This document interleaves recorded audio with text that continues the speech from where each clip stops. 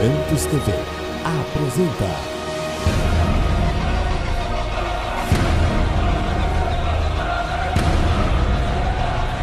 mensagens que edificam,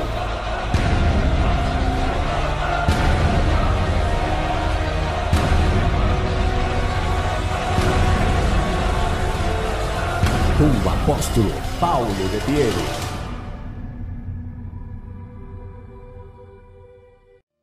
Se você trouxe Bíblia, abra ela comigo, por favor, na primeira carta de Paulo aos Coríntios,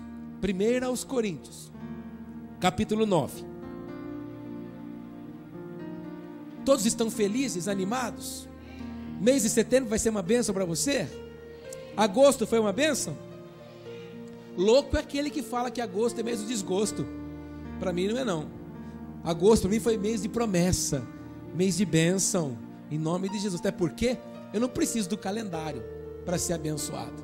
Eu não preciso do ano para ser abençoado. Eu preciso de uma oportunidade para ouvir atentamente o que Deus tem para mim e me posicionar sobre aquilo que Ele tem direcionado para mim. Eu sou muito insistente nisso e eu creio assim, e o que eu ensino a você é aquilo que eu creio. Uma palavra que o Senhor libera na minha vida e na sua, quando nós absorvemos ela desata algumas coisas. Se o solo for rochoso, ela vai morrer. Se o solo estiver maltratado, estiver ali cheio de galhos e de espinhos, ela vai ficar sufocada. Mas se o solo, que é a minha vida, for um solo preparado, um solo desejoso, um solo que anseia em cultivar aquela semente lançada, meu Deus, isso vai produzir frutos excelentes. Eu sempre falo isso para os irmãos, quando eu tenho possibilidade de falar sobre semente. Semente não se come, semente se planta. Então cada palavra que o Senhor libera na minha vida e na sua são sementes, são oportunidades para que eu e você plante, para que no momento oportuno ela possa gerar um fruto excelente naquela área que eu careço. Deus sabe cada uma das áreas da minha vida que há uma necessidade. Ele libera a palavra para que eu e você possa plantá-la, regá-la, cultivar, cuidar dela, não permitir que as ervas daninhas ou que os bichos e as pragas possam tomar posicionamento naquela árvore que vai crescer. Assim também são os nossos adversários. Eles vão se levantar para que a palavra do Senhor não produza em nós o fruto excelente que tem. Mas eu sei que você é atento, sei que você é atenta, e o nosso adversário não nos enganará, em nome de Jesus. Amém? Você já achou 1 Coríntios capítulo 9? Quero ler com você o versículo de número 24. Diz assim: não sabeis vós que os que correm no estádio, todos na verdade correm, mas um só leva o prêmio? Correi de tal maneira que o alcanceis. E todo aquele que luta, de tudo se abstém. Eles o fazem para alcançar uma coroa corruptível, nós, porém, uma incorruptível. Esse texto que eu acabei de ler com você, no versículo 25, que eu acabei de dizer, na Bíblia NVI, que é na Nova Versão Internacional, ela fala um pouquinho diferente. Ela fala assim: todos os que competem nos jogos se submetem a um treinamento rigoroso. Fala isso comigo: treinamento rigoroso. Isso, para obter uma coroa que logo perece, mas nós o fazemos para ganhar uma coroa que dura para sempre. É um pouquinho diferente a tradução. Verso 26, pois eu assim corro, não como a coisa incerta, assim combato, não como batendo no ar, ou algumas traduções diz como esmurrando o ar. Verso 27, antes subjugo meu corpo e o reduzo à servidão, para que pregando aos outros, eu mesmo não venha de alguma maneira a ficar reprovado. Esse versículo 27, na Nova Versão Internacional, fala assim: mas eu esmurro o meu corpo e faço dele o meu escravo. Eu esmurro o meu corpo e faço dele meu escravo. Eu esmurro o meu corpo e faço dele o meu escravo. É isso que Paulo está dizendo. Para que depois de ter pregado aos outros, eu mesmo não venha a ser reprovado. Quem tem ouvidos para ouvir, diga glória a Deus. Hoje nós vamos encerrar essa série de mensagens de liberdade. E eu queria compartilhar com você, queria despertar em você, lembrar você, mover você, que Deus nos vocacionou para uma carreira. Deus nos chamou para uma carreira específica. Cada um de nós temos uma carreira, cada um de nós temos uma eleição, cada um de nós temos uma vocação, cada um de nós temos uma graça específica, um dom específico, cada um de nós temos um chamado. Claro que nós podemos atuar na mesma esfera, mas cada um com uma habilidade. Você pode pregar, ou melhor, pegar um texto e dar para 10 pregadores. Cada um deles vão esboçar o versículo de uma forma diferente um do outro. Por quê? Cada um tem uma graça específica. Então, quando o Senhor nos tirou do charco de lodo, do mundo das trevas, ou quando você nasceu num berço cristão, foi justamente o Senhor separando, marcando cada um de nós para esta carreira, para que nós cumpríssemos essa carreira, para que nós cumpríssemos essa vocação, para que nós cumpríssemos essa eleição. Bem verdade é que todas as vezes que você se posiciona em Deus, o seu adversário também se posiciona, não em Deus, mas para na verdade se opor contra você. Semana passada, na abertura do culto da quinta-feira, eu li um texto com vocês de Neemias, de que os adversários, quando viram o executar da obra através das mãos do Neemias, se levantaram convidando para que na verdade ele descesse diante deles. Ele disse: não, esta obra não é digna de ser parada, essa obra é muito importante. Em outras palavras, para você entender, ele compreendeu que ele tinha uma carreira, ele tinha uma vocação, ele tinha um chamado específico para exercer diante do Senhor, que ele não poderia deixar de cumprir. Então, quando nós olhamos para esse texto, o Paulo está dando algumas instruções ao povo.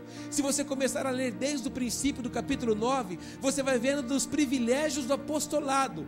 Mas o Paulo estava dizendo para eles: olha, eu não quero desfrutar de nada do que é privilégio. E o Paulo começa a dizer: olha, aqueles que correm nas corridas, aqueles que praticam esporte, eles correm, eles se submetem a um treinamento rigoroso, a uma dieta específica, a um padrão, a um controle, a um horário. Eles são colocados dentro de regulamentos, de regras, de limitações, porque eles precisam se preparar para que no dia da corrida, no dia que eles tiverem que competir, eles tenham que estar prontos, preparados. E o propósito deles não é estar ali para ser mais um naquela pista, é ser o ganhador daquilo. Então eles correm por uma coroa, essa coroa que vai ser colocada na cabeça deles, mas ela é corruptível, daqui a pouco ela não tem mais validade nenhuma. Ele dizendo: mas nós não corremos a nossa carreira como eles correm.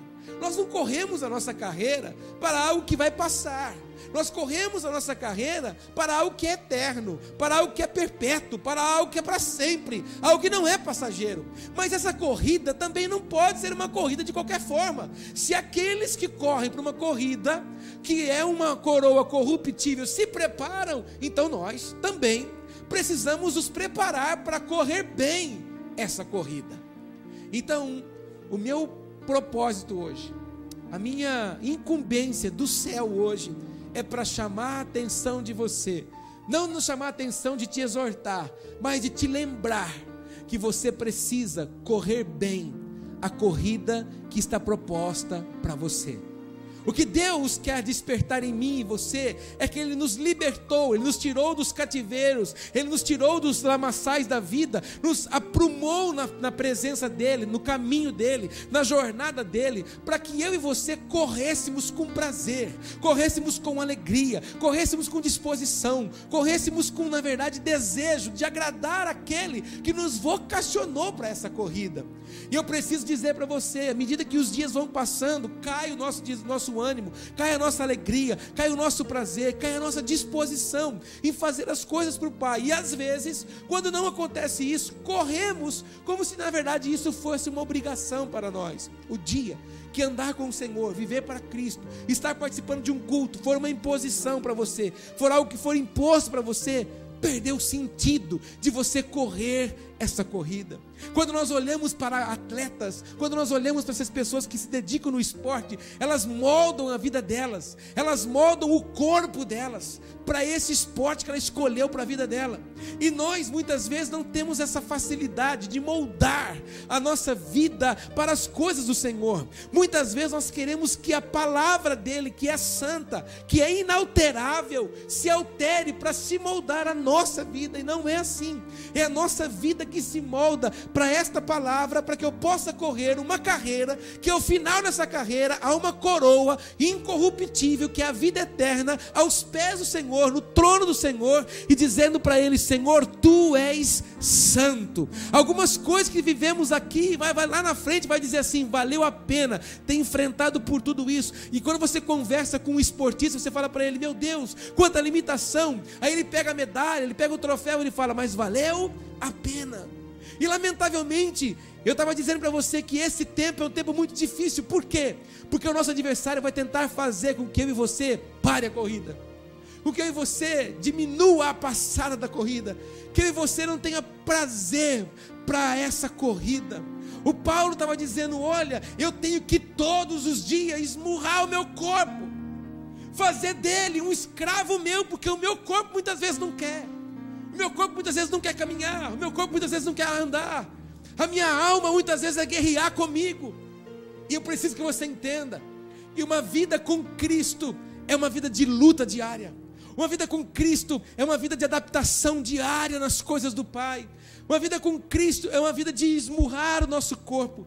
Quando você assiste televisão, nós pudemos ver esses dias atrás, aqui no Brasil, nas Olimpíadas, vemos aquelas meninas que fazem ginásticas, as mãos cheias de calo, marcas, hematomas no corpo, porque caem, porque batem, porque esfolam, deslocam o osso. Paulo, quando batia no peito, dizia assim: olha, o meu apostolado está aqui, eu trago as marcas no meu corpo. Ele apanhava por causa de pregar o Evangelho, ele apanhava por anunciar Jesus ressuscitado, ele apanhava porque ele professava a fé, ele apanhava porque ele não pregava mais a lei, ele pregava a graça, ele apanhava porque ele não pregava mais uma imposição da lei, mas ele pregava a revelação do Espírito. E o Paulo tinha prazer nisso. Quanto mais batiam no Paulo, mais o Paulo tinha prazer de fazer. Nós vamos viver dias de que vai ser difícil ser crente, vai ser difícil ser cristão, vai ser difícil apresentar a nossa fé, vai ser difícil falar para as pessoas: eu sou crente em Jesus, porque as pessoas já estão zombando. Daqui a pouco vai fazer um pouco mais, vai nos perseguir. E você está disposto para correr essa carreira? Você precisa estar apaixonado em correr essa carreira, em se ajustar todo dia e esmurrar o seu corpo todos os dias, porque tem dias que você chega em casa, o seu corpo fala: cama, sofá, cafofo, rede. Você tem um lugarzinho que você gosta na sua casa. Eu também tenho. Tem um lugarzinho que se encaixa com você, é aquele lugarzinho que você fica ali. Que delícia. Estou falando aqui, você está pensando nele, né? Todos nós temos aquele lugar. Tem dia que o nosso corpo pede, mas tem dias que o Senhor vai dizer: não, é hora de você correr mais um pouco a carreira que a você está proposta. E nós precisamos entender isso. No versículo que eu li com você, na versão internacional, no versículo 26, fala assim: sendo assim, não corro como quem corre sem alvo, e não luto como quem esmurra o ar. Então Paulo estava correndo uma carreira sabendo o que ele tinha que alcançar. E nós muitas vezes corremos, desistimos de propósitos, desistimos de anseios. Alguns de nós começamos o ano de 2016 dizendo: Senhor, esse será o ano da minha vida. Senhor, esse será o ano que eu vou mudar a minha história. Senhor, esse vai ser o ano em que eu vou demarcar situações. O ano já está quase acabando e nós não fizemos quase que nada, porque muitas vezes nós corremos a carreira de qualquer forma. Eu estava dizendo ontem com os pastores: Deus tem me dado o privilégio de andar do lado de algumas pessoas hoje, de homens e mulheres que têm marcado nações, marcado pessoas. E eu tenho dito para eles que quando eu vejo uma terra desse jeito, uma terra que produz, uma terra que tem o que dar, eu me aproximo daquela pessoa. Por quê? Porque é uma carreira que eu preciso correr.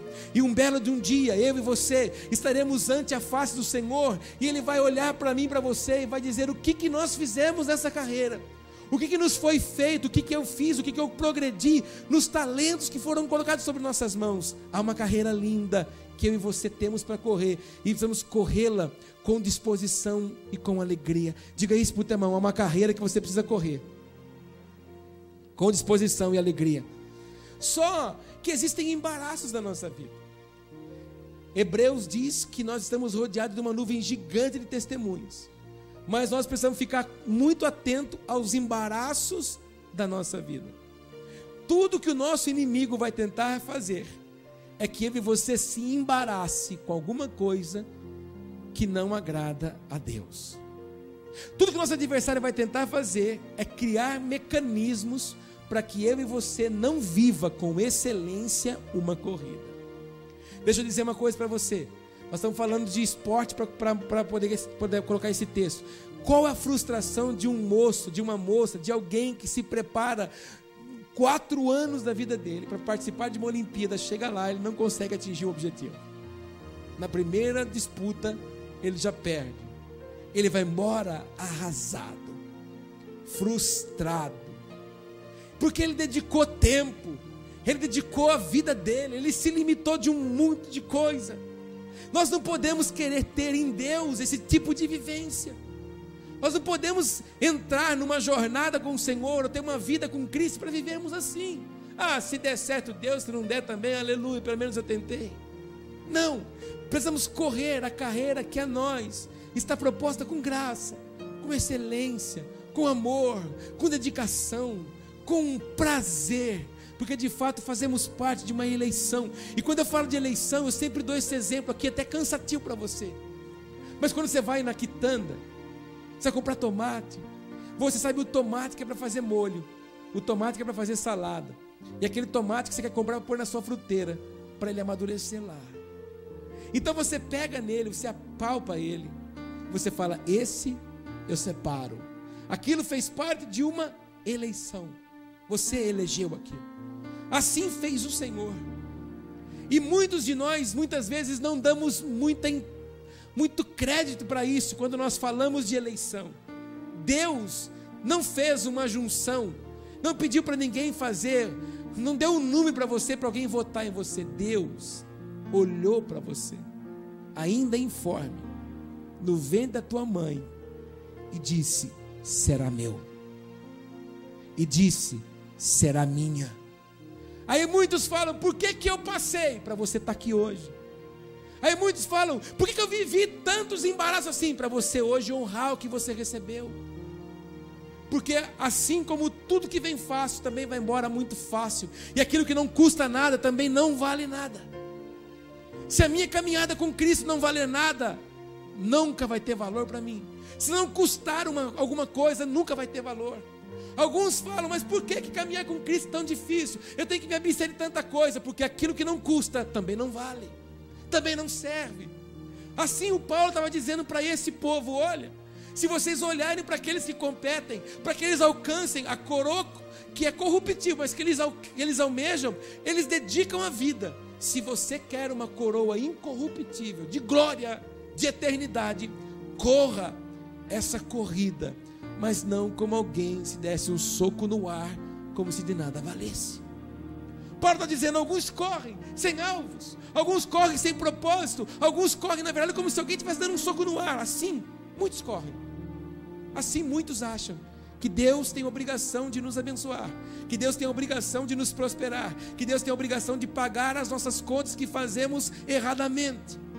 Às vezes compramos o que não devemos comprar, fazemos dívidas que não devemos fazer, tomamos decisões que não deveríamos de tomar, aí vemos que fizemos uma besteira, uma bobagem, recorremos a Deus e Deus tem que fazer alguma coisa. Abre para apóstolo uma campanha de jejum, para Deus me ajudar. Eu já ensinei você aqui, Deus não supre vaidade, Deus supre necessidade. Deus na verdade deseja que eu e você corra a carreira que a nós está proposta. Mas eu te pergunto, por que é que o Senhor te libertou? Por que é que o Senhor te vocacionou? O Senhor te vocacionou, o Senhor te libertou, o Senhor te elegeu para um propósito. Há um propósito que Deus tem na minha vida, há um propósito que Deus tem na sua vida, que às vezes a gente não compreende agora. Eu falei para você que esse mês ele significa muito para mim e para minha casa, porque eu e minha casa sabemos o que nós enfrentamos para chegarmos aqui hoje, dizer para você, fazem 12 anos. É pouco 12 anos. Existem ministérios que têm aí, são centenários. Mas para nós, esses 12 anos, eles são muito significativos, porque nós sabemos o quanto nós passamos para chegar aqui. Eu sei de quantas coisas eu me privei e me privo. Eu sei de quantas coisas e quantos nãos eu precisei dizer para os meus filhos. A minha filha, por exemplo, a Débora, ela vai fazer esse ano 11 anos. O sonho da minha filha é ter uma festa num salão. Um dia desse eu falei aqui, um irmão ficou até emocionado e me procurou depois sobre isso. Mas o sonho dela é, agora imagina você, se o pastor da igreja faz uma festa num salão, convida as amigas de escola, convida os parentes e não convida a igreja. Então minha filha sabe que ela nasceu para servir. Deus inseriu ela numa família que serve. Quando ela fez 1 ano, ela teve uma festa. E ela teve porque eu trabalhava, porque eu tinha salário, tinha carteira assinada. Mas hoje eu não tenho. Hoje nós comemos, nós nos vestimos daquilo que o altar provê. Então os meus filhos sabem que nós nascemos para servir. Os meus filhos sabem que eles precisam honrar cada alimento que está na mesa, cada roupa que eles vestem, cada combustível que nós colocamos no carro, cada lugar que nós vamos, porque Deus proveu no altar. Os meus filhos sofrem, que vocês não fazem ideia, porque eles são filhos de pastor. As pessoas achincalham o pastor, dizendo que o pastor mete a mão na sacola, que rouba, que sacaneia as pessoas. Eles sofrem isso, mas eu preciso dizer para eles que eles nasceram para servir. 12 anos que a gente vem dizendo isso para eles, instruindo eles, privando eles de um monte de coisa. As pessoas acham que tudo é muito prático. A vida com Deus é vida de privação, é vida de limitação. Você tem coisas que você deseja fazer, mas você não pode fazer. Primeiro, porque não condiz mais com o que você pronuncia.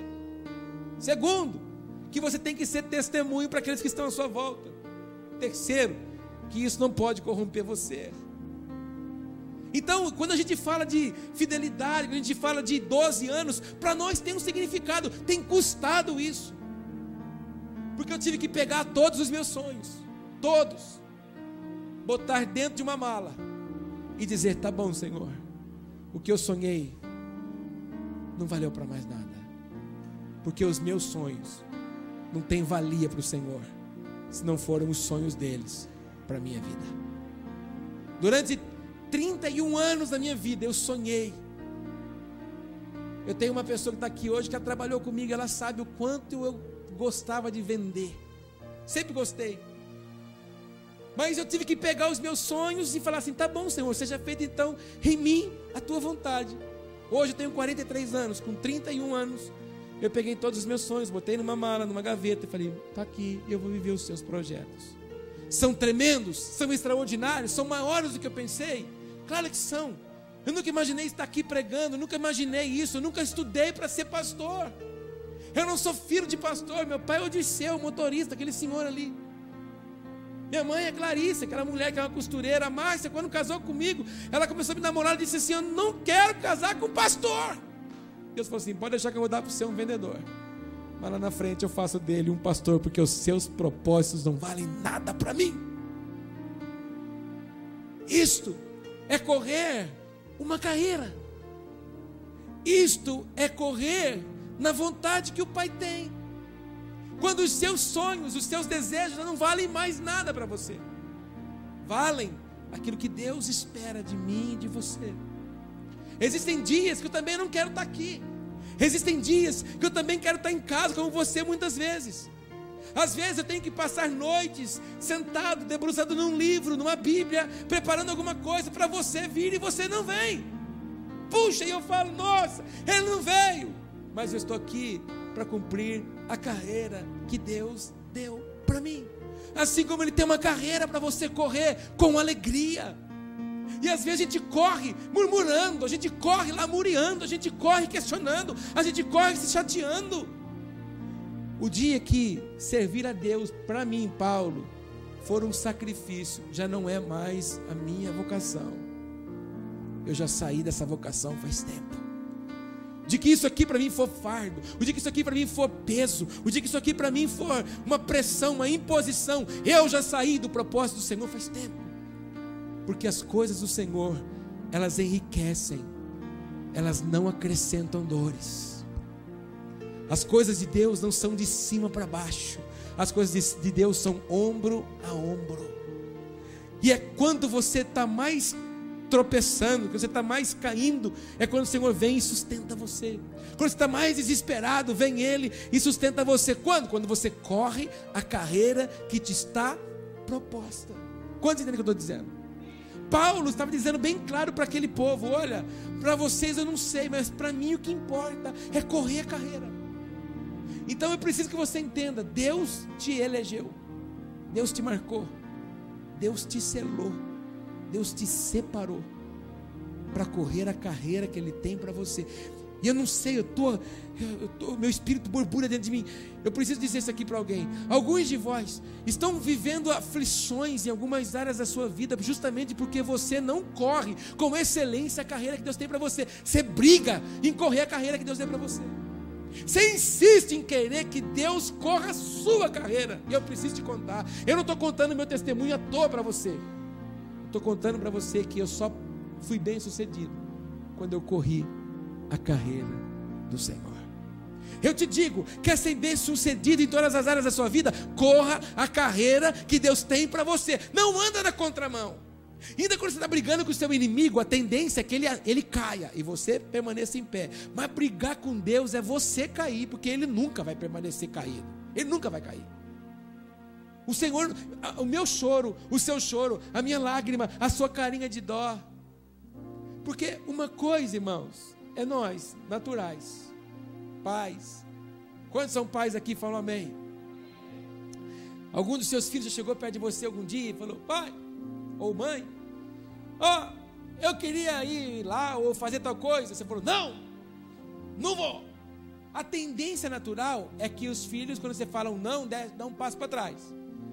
Mas filho, quando você fala não, ele não dá passo para trás, ele dá passo para frente. Mas pai, é só uma vez, pai. E ele dá outro passo para frente. Aí, em vez da gente crescer para eles, a gente começa a diminuir. Eles crescem para nós. Aí você fala: não vai. Mas pai, mas você tem certeza que você quer ir? Pai, tá bom, olha, vem cá, o pai vai deixar você ir, mas é só hoje. E aí Deus fala não, alguma coisa de não para nós, a gente fala: não sei. Deus fala não de novo, e a gente acha que Deus tem que falar sim para tudo, porque a gente aprendeu, foi imposto na nossa cabeça que quem fala sim para nós é que nos ama. Não, irmão, quem fala sim para tudo é que quer mandar alguém para o buraco. Estou indo na rua certa? Sim. É virando essa daqui? Sim. Não é. Não é assim. É assim. Ou você que é pai fala para o seu filho: isso, vai, dá com a cara na parede. É assim que você fala? Não. Você fala não para o seu filho para ele não se arrebentar. Assim é Deus. Então eu preciso que você ou vocês que estão correndo a carreira que você quer correr, para hoje e tenha coragem de dizer para o Senhor: Senhor, olha, eu entendo que o Senhor me chamou para um propósito, me vocacionou. Eu não estou falando de ministério aqui, viu, irmão? Eu não estou falando que você foi chamado para ser pregador, estou falando de eleição para o reino. Todos comigo? Então, mesmo? Todos comigo? Então, Deus, você tem que dizer para Ele: Senhor, olha, eu sei que o Senhor me elegeu para algo, para um propósito, então hoje eu vou parar de correr a minha corrida e vou correr a sua corrida. Senhor, hoje eu vou parar de sonhar os meus sonhos e vou viver os teus sonhos. Porque um dos profetas diz que os meus pensamentos são maiores, são mais altos do que os vossos pensamentos. Você serve um Deus que é soberano. Você pode dizer isso: eu sirvo um Deus que é soberano. Olha para mim, o seu Deus, meu Deus, o nosso Deus, nós estamos falando dele hoje aqui. Olha como Ele é. Ele chama as estrelas do céu, uma a uma, por nome. Ele faz do globo terrestre escabelo, banquinho para o pé dele. Ele toma o pó da terra na medida de um éfa. Um éfa é uma medida de litros bíblica de 30 litros. A Bíblia diz que ele toma o pó da terra na medida de um éfa. Então, as irmãs, você que reclama do pó, ele pega os Alpes suíços, Corcovado, ele pega todos os montes do planeta na medida de 30 litros. É só você pegar um balde que tem 30 litros. É assim que o Senhor toma o pó da terra. Esse é o poder do nosso Deus. Ele fez tudo para o louvor dele. Ou você acha que a água, quando está correndo no rio, ela está fazendo aquele barulho porque ela quer te agradar? Está agradando a ele. Quando a água bate na pedra, faz aquele barulhinho, é para agradar a ele. Quando as folhas se movem, o galho se tocam um no outro, ringe, é para agradar a ele, porque ele fez tudo para o louvor dele. Quando o sol brilha, é para o louvor dele. Quando a lua se põe, e ela é um referencial para nós na noite, é para o louvor dele. Quando a estrela brilha, quando a cadente se movimenta, não é para você estender o dedão e achar que depois vai dar verruga em você. Ele fez isso para o louvor dele. É para ele mostrar para mim, para você, dizendo assim: eu tenho o controle. Ele tem o controle. Quando você deita na cama e você acorda no dia seguinte, ou fica andando na sua casa, toma 25 copos de água de noite, vai no banheiro 30 vezes, e aí fica falando: meu Deus, o que está acontecendo? É ele falando: ora! Conversa comigo, por favor. Quando você não consegue dormir, você fica rolando na cama, só toma água, aqueles pensamentos que vem na sua cabeça, é carro batendo, e aí você começa a falar que é demônio, é ele falando para você: conversa comigo. Ei, estou chamando você para conversar comigo num horário que não tem interferência, você não está agitado, agora sou eu e você. Mas não, aí vai lá, cata aquela bolsinha, aí puxa as cartelas, parece a Drogazil está na sua casa. Aí você vai, cata aquele coquetel de comprimido e toma, vê se dorme, aleluia. Aí acorda, um cabelinho, um para o sol, um para a lua, um para Marte, um para Plutão, a cara daquele jeito, Deus. Chega no serviço, o que foi? Não sei, essa noite não foi boa. Um filho de Deus, ele te ama,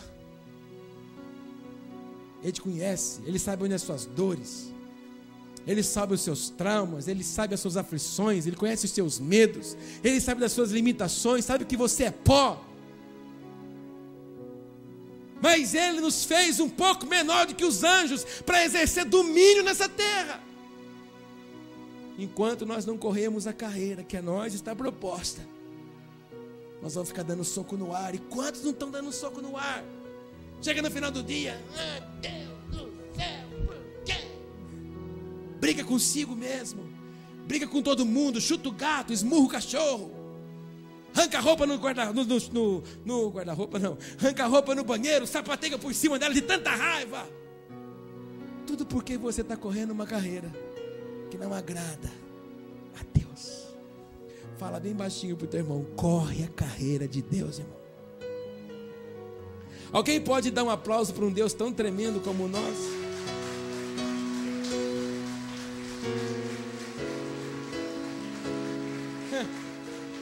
E aí, estava conversando com o irmão agora antes de começar o culto, ele falou: puxa vida, apóstolo, você sabe que o diabo, ele é um servo para Deus, né? Eu falei: lógico, Deus usa o diabo para trazer você na igreja. Porque foi aquele embaraço que o bicho criou para você vir para a igreja. Você acha que Deus não tem o controle? Você acha que Deus... Deixa eu falar uma coisa para você, irmão. O negócio não é... Se fosse um negócio entre Deus e o diabo estava perdido, já estava acabado já. Mas entre Deus e o diabo tem eu e você no meio. E o negócio é que Deus está dizendo assim: ei, o espírito meu está neles, eles vão botar esse bicho para correr. Mas gente, Deus, se fosse com Deus, irmão, você acha que o diabo ia fazer fusquinha para Deus, irmão? Você acha que o diabo ia ficar dando na cara? Você acha que o diabo é alguma coisa para dar em Deus, irmão? O problema é que tem eu e você no meio. E Deus disse: não, eu vou fazer alguma coisa que eu vou tocar daquilo que é desprezível, vou dar para eles o meu espírito e eles vão me adorar. Então, por causa disso, o diabo te odeia. E o Senhor revela coisas para você, o diabo te odeia. Eu preguei domingo lá em Botucatu um texto de Deuteronômio 29, que diz assim: que as revelações são para mim, para você, para mim, para os meus filhos, para você, para os seus filhos e para a sua casa. O que está encoberto é do Senhor, mas as revelações são nossas. Então, toda revelação de Deus gera em mim e você autoridade. Você pode dizer isso comigo? Toda revelação de Deus gera em mim a autoridade. Então, quando você está na igreja, ou está na sua casa, que você lê alguma coisa, que você fala, uau, é uma revelação de Deus para gerar autoridade numa área da sua vida. Mas qual que é o nosso problema? Nós muitas vezes negligenciamos, ou quando não ligamos para aquela revelação que Ele está dando. E o diabo te odeia por causa da revelação que você tem. Quando você sai daqui da igreja, por exemplo, no culto, e você fala, você conversa com o irmão, meu irmão, você viu? O apóstolo parece que tomou uma pinguinha hoje antes do culto, que o homem estava meio elétrico hoje, não sei o quê. Aí foi uma revelação para você. O diabo na esfera espiritual quer pegar você pro pescoço. Porque você, eu, nós pegamos, tomamos a força, o que era dele. Quando o Senhor queria aumentar o esquadrão de anjos, Ele fazia o quê? Aferidor de medida. Era quem? Lúcifer. O padrão de anjo era ele. Então, pode fazer mais alguns. Aí, fazia anjos. Quem é o padrão hoje de multiplicação hoje? Eu e você. Quando ele fazia assim no trono, ele fazia assim, ele se movia. Quando ele fazia um movimento com o corpo celestial, ele adorava a Deus, porque ele criou a nota musical. Então quando você vem na igreja que você fica aí assim, isso é posse, irmão, CPFL que gosta. Você e eu temos que dar uma balangadinha, entendeu? Porque o nosso corpo adora a Deus. Precisa que ele seja adorado. Então ele disse o que? Olha, os meus olhos estão sobre a terra a procurar os verdadeiros adoradores que me adorem em espírito e em verdade. Quem que adorava? O Lúcifer. Quem que adora agora? Nós. Aí o Lúcifer, por ser anjo, não tem revelação, como os outros anjos. O anjo que está do seu lado agora não tem revelação. Fala para ele, tomou? Isso. Esse anjo aí não tem revelação, só você que tem. Porque tem um anjo que anda perto de você. É o meu anjo da guarda, como é que ele chama? Ah, vai. Esse anjo do exército de Deus que está guardando você, esse anjo não tem revelação, ele tem ciúme. O Lúcifer tem ciúme, porque Deus revela coisas a mim e a você no espírito. Quando você fala, meu Deus, o Lúcifer fala, desgraçado, precisa acabar com ele. Aí ele vai fazer o quê? Limitar você em correr a carreira. Aí, quando você chega na sua casa aparecendo, é o Chaves ou é o Kiko que chuta o ar? Ah, você assiste, né? Não é? É o que o Paulo está dizendo, dando soco no ar. Quando você chega em casa bravinho porque não deu certo, quando você fica dando aquele showzinho, o diabo chama a turma, ah, vem ver, ah lá. O diabo ri da gente quando a gente fica dando soco no ar. Mas hoje, quem vai rir dele somos nós, porque nós vamos correr a carreira que a nós está proposta. Olha o que o Paulo, para concluir, eu vou terminar agora em nome de Jesus. Abre sua Bíblia em Atos capítulo 20, veja isso comigo. Está dando para entender ou não? Eu estou procurando ser bem didático aqui para você entender. Apóstolo, você só precisa parar de tomar água porque dá sede na gente. Traz um copo e põe aí do seu lado também.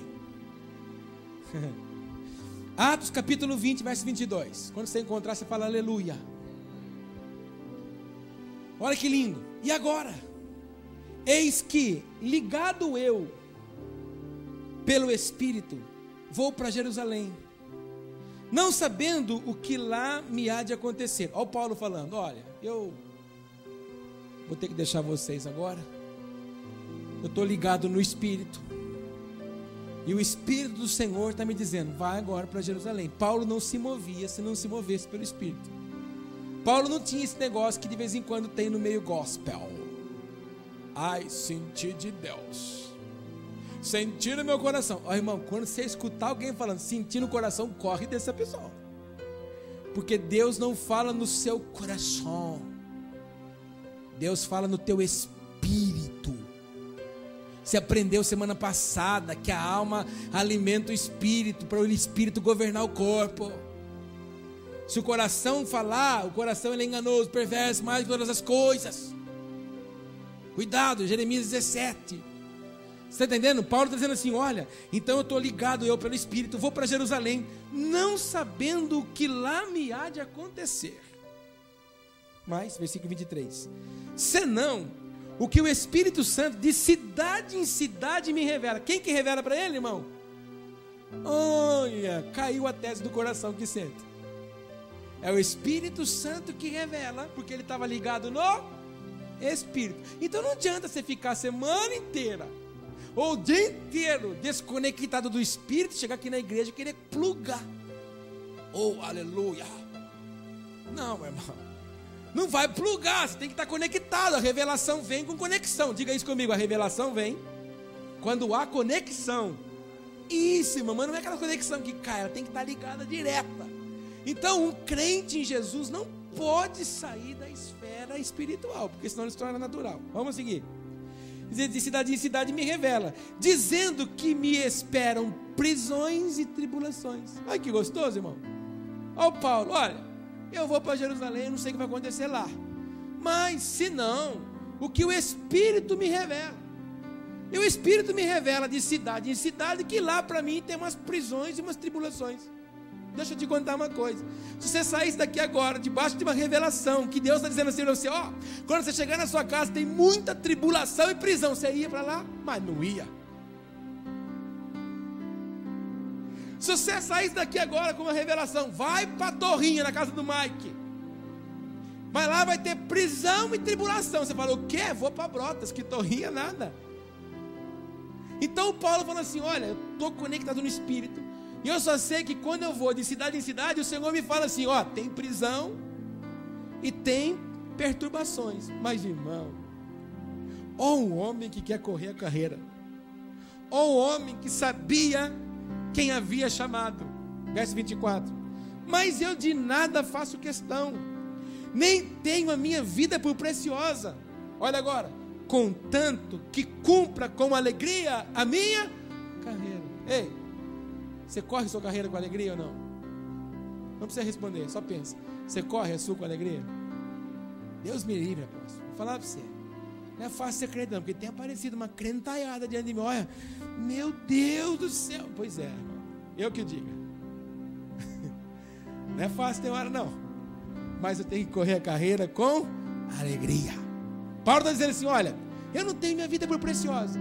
A única coisa que me tem prazer é correr a minha carreira com alegria. E o ministério que eu recebi do Senhor Jesus para dar testemunho do Evangelho da graça de Deus. Não importa para mim outra coisa que não seja falar quem Ele é. Aí, irmãos, eu fecho essa ministração de hoje para você saber por que você foi liberto. O versículo 25 é um soco, mas não é um soco no ar, é um soco no queixo nosso. Olha o que o Paulo fala.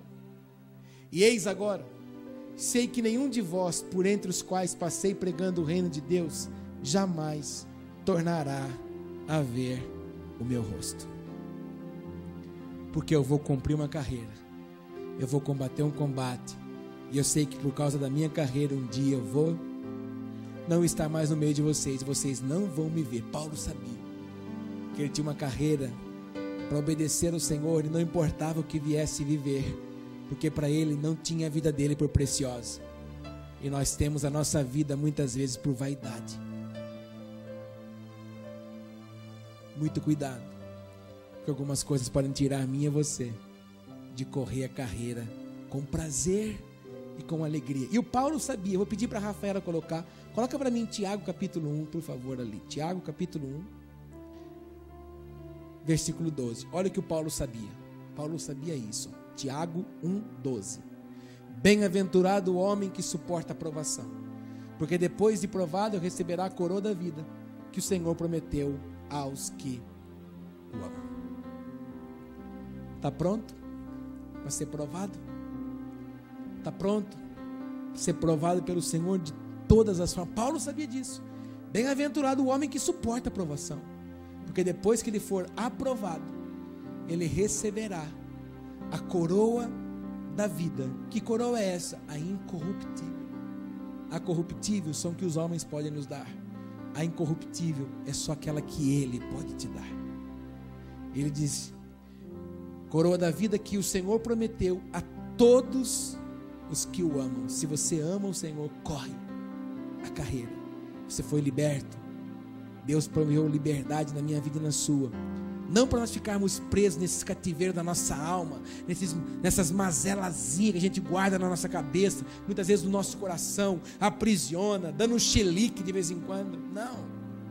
Não vivemos assim.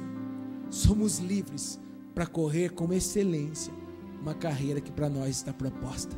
Se eu fosse você, eu não perderia o culto de domingo por nada, porque eu vou mostrar para você 5 atributos na vida do Davi que você vai ficar impressionado. Por que Davi foi chamado de um homem segundo o coração de Deus? Vou te mostrar por quê. Não perca, está muito conectado com a palavra de hoje, né? Dessa questão de correr a carreira. Aleluia. Vamos ficar em pé para a gente orar?